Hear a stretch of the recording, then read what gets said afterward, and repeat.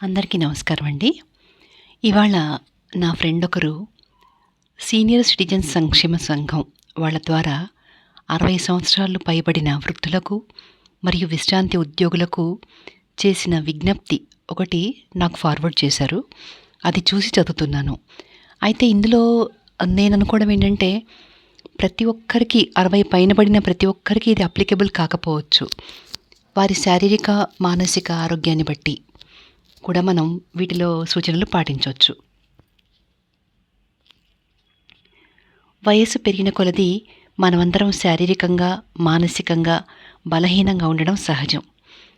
అందుకుగాను ప్రతి వృద్ధురాలు ఈ కింది సూచనలు తీసుకొనుట మంచిదని భావించి మీకు సూచించుట జరుగుతున్నది. అన్యథా భావించకండి. మొదటి పాయింట్, బాత్రూమ్, టాయిలెట్కి వెళ్ళేటప్పుడు లోపల గడియ పెట్టుకోకండి. 2, షవర్ క్రింద స్నానం చేసేటప్పుడు స్టూలు వేసుకుని స్నానం చేయండి. 3, పాశ్చాత్య టాయిలెట్లలో కూర్చుని లేచేటప్పుడు గోడ పట్టుకొని లేవండి. 4, ప్యాంటుపై షర్టు ధరించేటప్పుడు కుర్చీ కానీ మంచం మీద కానీ కూర్చుని వేసుకోండి. 5, నిద్రలేచేటప్పుడు వెంటనే నడవడానికి ప్రయత్నించకండి. నెమ్మదిగా నడవడానికి ప్రయత్నించండి. 6, తడిగా జారుతున్న నేలపైన నడవకండి. 7, ఇతరులు ఎవ్వరూ తోడు లేకుండా ఒంటరిగా వాహనాలు నడిపే ప్రయత్నం చేయకండి. 8, డాక్టర్ గారు సూచించిన మేరకు బీపీ, షుగరు మాత్రలు క్రమం తప్పకుండా వేసుకోండి. 9, సాధ్యమైనంత వరకు షుగర్ వ్యాధి కలవారు తీపి పదార్థాలకు దూరంగా ఉండండి. 10, మీరు బ్యాంకు, షాపింగ్కు వెళ్ళేటప్పుడు మీతో పాటు మీ కుటుంబ సభ్యులను తీసుకుని వెళ్ళండి. 11, మీరు ఇంట్లో ఒంటరిగా ఉన్నప్పుడు మీకు తెలియని వారిని మీ దగ్గరికి రానివ్వకండి. 12, మీరుండే నివాస గృహ ముఖద్వారానికి సంబంధించిన తాళం చెవి ఒకటి మీ వద్ద, మరొకటి మీ కుటుంబ సభ్యుల వద్ద ఉండేలా చూచుకోండి. 13, అత్యవసర సమయములలో కుటుంబ సభ్యులను పిలవడానికి కాలింగ్ బెల్ స్విచ్ని మీ మంచానికి దగ్గరలో ఉండేలా చూసుకోండి. 14, సాధ్యమైనంత వరకు బాధ్యతల నుండి, బంధాల నుండి దూరంగా ఉండడానికి ప్రయత్నించండి. 15, వయస్సు మీద పడుతున్న కొలది మీకు జ్ఞాపక శక్తితో పాటు వినికిడి శక్తి కూడా సన్నగిలుతాయి. కాబట్టి ఆర్థికపరమైన లావాదేవీలు మరియు ముఖ్యమైన వాటిని భార్యకు నెంబర్లతో సహా తెలియజేయండి. సాధ్యమైనంత వరకు ఇతరుల వ్యాపకాలలో జోక్యం చేసుకోకండి. మనస్సు మరోవైపు కదిలేలాగా గ్రంథ పఠనం, సంగీతం వినడం, ధ్యానం చేయడం అలవాటు చేసుకోండి. 17, గతాన్ని గురించి, భవిష్యత్తు గురించి అనవసరంగా అతిగా ఆలోచించకండి. వర్తమానంలో ఆనందంగా ఉండడానికి ప్రయత్నించండి.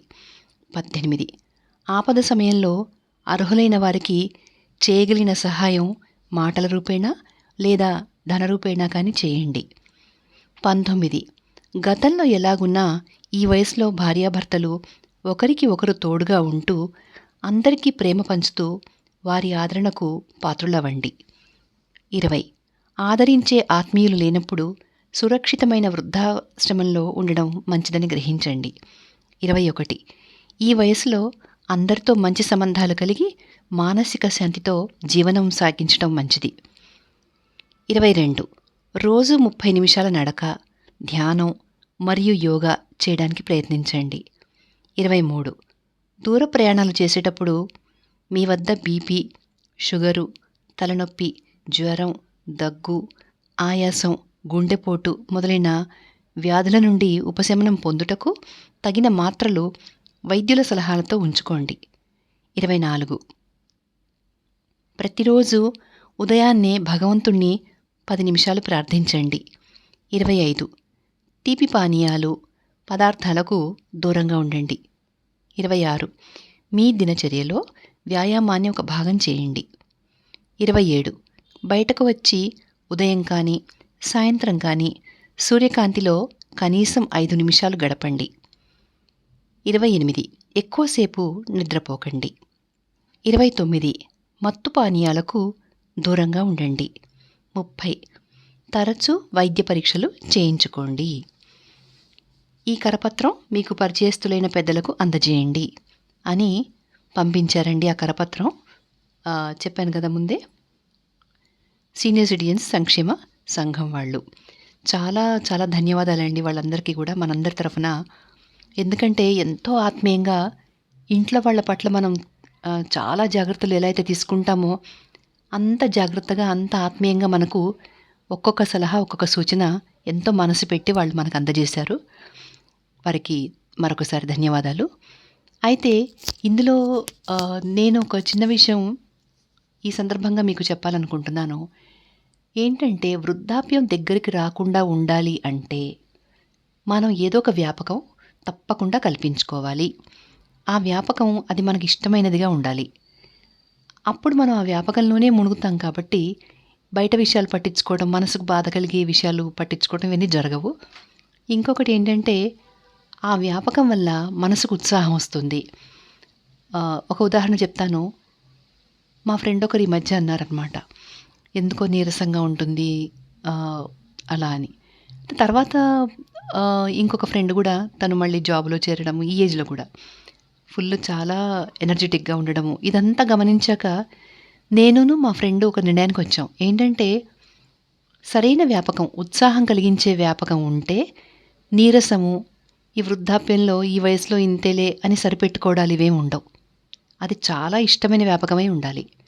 లేదా ఆ పనిని, ఒక వ్యాపకమే కాకపోవచ్చు, ఏదైనా ఒక పనిని మనం ఇష్టంగా చేస్తే అప్పుడు నీరసము, ఈ ఏజ్లో వచ్చే ఒక నిరాసక్తత, డిప్రెసివ్నెస్ అనమాట, అవన్నీ కూడా మనం అధిగమించవచ్చు. ఎందుకంటే ఇదే సందర్భంలో మా ఫ్రెండ్ చెప్పిన మాట, మేమిద్దరం ఒక కన్క్లూషన్కి వచ్చాం అనమాట. ఎనర్జీ లెవెల్స్ మామూలుగానే ఉంటాయి, మనం దాన్ని ఐడెంటిఫై చేసి బయటికి తీసుకురావాలి. దానికి వయసుతో పని లేదు. అట్లాని జాగ్రత్తలు తీసుకోకుండా అని కాదు, తగిన జాగ్రత్తలు తీసుకోవాలి. మరీ అధిక శ్రమ పెట్టుకోకుండా శరీరాన్ని, ఇది ఎముకలు అరిగిపోయే వయసు కూడాను. ఈ జాగ్రత్తలు పాటిస్తూనే మనం చాలా ఎనర్జెటిక్గా ఉండొచ్చు. ఎందుకంటే పనిని ప్రేమించాలి, ఒక పని మీద ఉత్సాహాన్ని పెంచుకోవాలి. అదే సందర్భంగా తను చెప్తోందనమాట, వాళ్ళ ఫస్ట్ మనవరాలు పుట్టినప్పుడు తను కూతురికి అన్నీ కూడా చేసి వాళ్ళ అత్తగారింటికి పంపించాక మళ్ళీ నెక్స్ట్ ఇయర్ ఒక 1 year గ్యాప్లోనే ఆ అమ్మాయి మళ్ళీ సెకండ్ టైం కన్సీవ్ అయ్యి మళ్ళీ డెలివరీకి వచ్చిందట.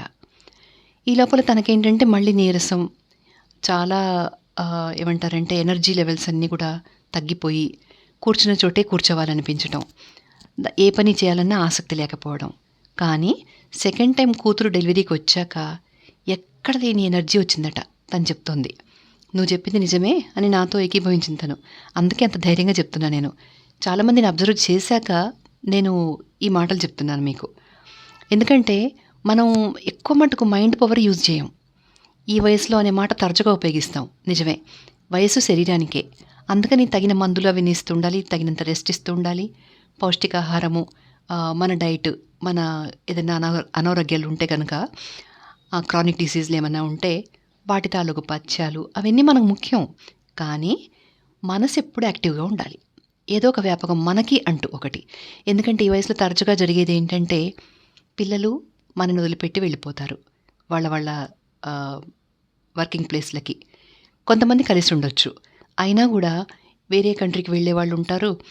ఉన్న ఊర్లోనే ఆఫీస్ చాలా దూరం అని చెప్పేసి కూడా పిల్లలు షిఫ్ట్ అయ్యే ఛాన్సెస్ కూడా కొన్ని చోట్ల చూసాం మనం.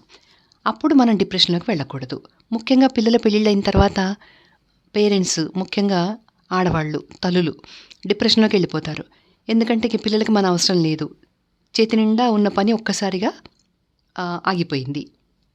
ఇప్పటిదాకా అమ్మ అన్నం పెట్టు, అమ్మ నా బట్టలు ఎక్కడున్నాయి, నా బట్టలు ఇస్త్రీకి పంపించావా, బ్రేక్ఫాస్ట్ రెడీ అయిందా అంటూ తన వెనకాలే తిరిగే పిల్లలు పెళ్ళిళ్ళు కాగానే వాళ్ళ సంసారాల్లో వాళ్ళు మునిగిపోతారు. అప్పుడు తల్లికి ఒక్కసారిగా చేతిలో పని ఉండదు. కాబట్టి డిప్రెసివ్గా కొంచెం మెంటలీ డౌన్ అయ్యే ఛాన్సెస్ కూడా ఉంటాయి. కాబట్టి నా సలహా ఏంటంటే అందరూ కూడా ఎవరికి సంబంధించిన వ్యాపకాలు వాళ్ళు పెట్టుకోండి, మిమ్మల్ని మీరు బిజీగా ఉంచుకోండి, మీతో మీరు బిజీగా ఉండండి. కుటుంబం పట్ల, ఇంట్లో భాగస్వామి పట్ల, అందరి పట్ల బాధ్యతలు నిర్వహిస్తూ ఉంటే అందులో కూడా చాలా ఆనందం ఉంటుంది. ఎదుటి వాళ్ళ నుంచి ఏమి ఎక్స్పెక్ట్ చేయకూడదు. మనం ఇంత చేశాను, కనీసం ఎవరు గుర్తించలేదు, అందరూ నన్ను వాడుకున్నారు అనే భావన రానివ్వకండి. మనం చేయగలగడం మన అదృష్టం. అది కూడా మనకొక వ్యాపకమే. ఇతరులకు సేవ చేయడం కూడా వ్యాపకమే. కాబట్టి దీన్నే వ్యాపకంగా పెట్టుకుని వితౌట్ ఎక్స్‌పెక్టేషన్స్ భగవద్గీతలో చెప్పింది కూడా అదే కదండీ! మనసు పెట్టి ఒక పని చేయడం. దాని ఫలితం మనం ఊ ఆహ్, ఎక్స్‌పెక్ట్ చేయకుండా ఉండడం. దాని ఫలితాన్ని ఆశించకుండా ఉండడం. కాబట్టి ఇవి మనం పాటిస్తున్నామంటే ఎప్పుడు మన ఎనర్జీ లెవెల్స్ అలాగే ఉంటాయి. అలాగే ఇప్పుడు మనకి వాళ్ళు సీనియర్ సిటిజన్స్ సంక్షేమ సంఘం వాళ్ళు పంపించిన సూచనలు కూడా పాటిస్తూ ఉంటే ప్రతి ఒక్కరూ హ్యాపీగా ఉంటారు. ఫస్ట్ మనసు, తర్వాత శరీరం 2 కూడా ఎప్పుడూ ఉత్సాహంగా ఉంటాయి. ఎప్పుడు కూడా చాలా శక్తివంతంగా ఉంటాయి. కాబట్టి ఇది మీకు నచ్చితే ఈ వీడియో అందరికీ షేర్ చేయండి. వీలైనంత మందికి షేర్ చేయండి. ఓకేనా? థ్యాంక్ యూ అండి. Thank you very much.